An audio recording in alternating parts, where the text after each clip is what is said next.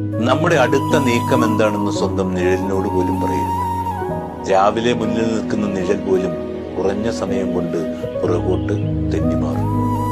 അറിയുന്നതെല്ലാം പറയരുത്. പറയുന്നതിനെ കുറിച്ച് വ്യക്തമായ ബോധം വേണം. വാക്കുകൾ സൂക്ഷിച്ചാവും. എല്ലാം എല്ലാവരോടും പറയരുത്. ചിലത് ചിലരോട് മാത്രം. ചിലത് തീരെ പറയാതിരിക്കുക. രഹസ്യം രഹസ്യമായി സൂക്ഷിക്കുക. നമ്മളൊരു രഹസ്യം സൂക്ഷിക്കുന്നുണ്ടെന്ന് മറ്റൊരാൾ അറിയാത്ത വിധത്തിൽ, അല്ലെങ്കിൽ അവരുമായി രഹസ്യമായ ഒരു അകലം രൂപപ്പെടും. രഹസ്യം കൈവശം വെച്ചാൽ അത് നമ്മളെ സംരക്ഷിക്കും. പുറത്തുവിട്ടാൽ അത് നമ്മളെ പരീക്ഷിക്കും. സ്വപ്നങ്ങൾ വിജയിക്കണമെങ്കിൽ അവയെ ശബ്ദമാക്കാതെ പ്രവൃത്തിയിലാക്കുക.